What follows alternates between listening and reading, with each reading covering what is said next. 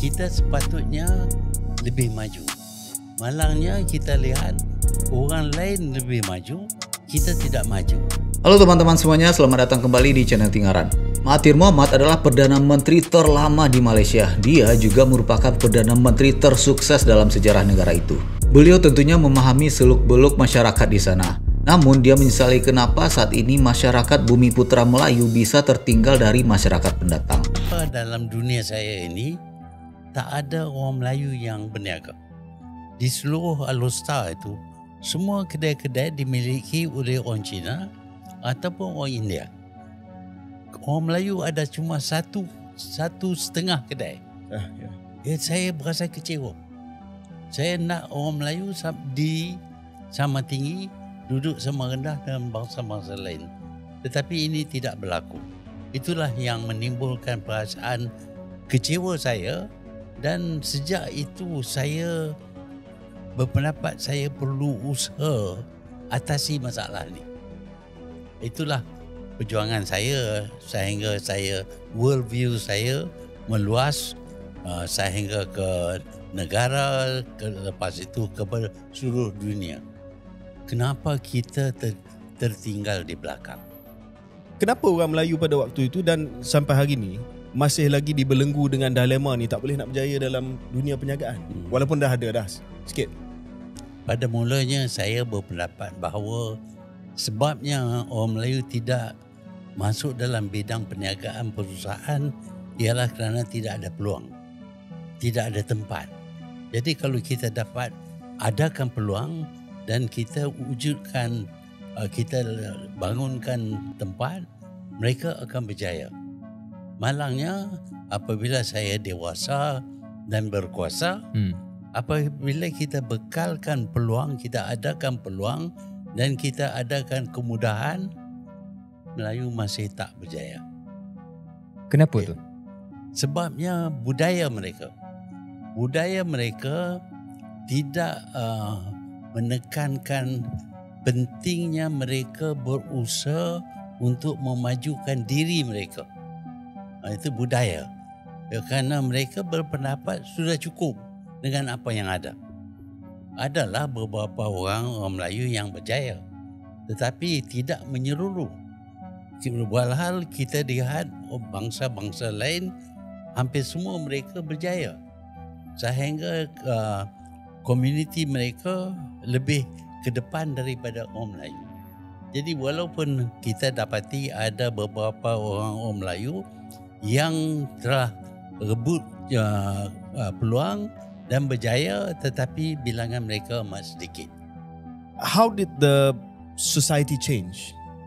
Ya, apabila kita tidak sanggup bekerja umpamanya, maka barulah orang lain datang kerana mereka lihat peluang banyak di Malaysia. Migrasi mereka disebabkan oleh kita tak sanggup membuat kerja-kerja tertentu. Dan mereka datang di sini, mereka sanggup bekerja walaupun berat, walaupun berbahaya, mereka sanggup bekerja. Hasilnya ialah hari ini mereka menjadi orang yang berjaya. Sebaliknya kita dapati umumnya orang Melayu kurang berjaya berbanding dengan kaum-kaum yang mendatang.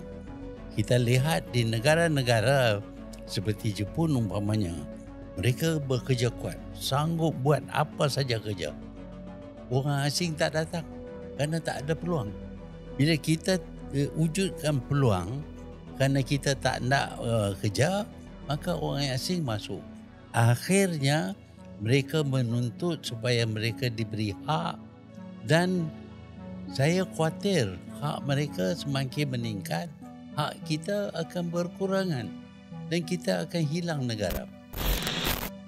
Kita sudah mendengar pernyataan dari mantan Perdana Menteri Malaysia tersebut mengenai dengan karya bukunya dan apa alasan dan motif di balik buku yang ia tulis.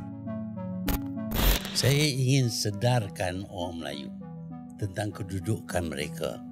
Kita sudah merdeka, kita berkuasa, tetapi dengan kuasa itu kita sepatutnya lebih maju. Malangnya kita lihat orang lain lebih maju, kita tidak maju.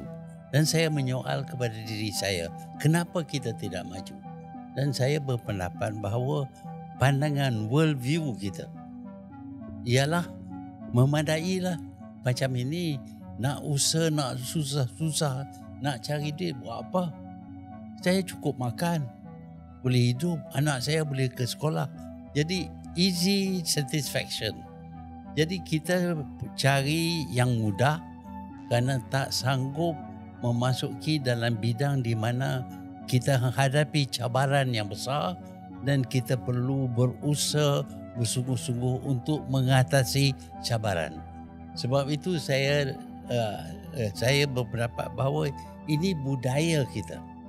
Ini budaya kita, nilai hidup kita. Kalau kita mempunyai nilai hidup yang sanggup menghadapi cabaran dan mengatasinya, insya-Allah kita akan berjaya. Apakah perasaan Tun tentang kedudukan orang bukan Melayu dalam negara Malaysia?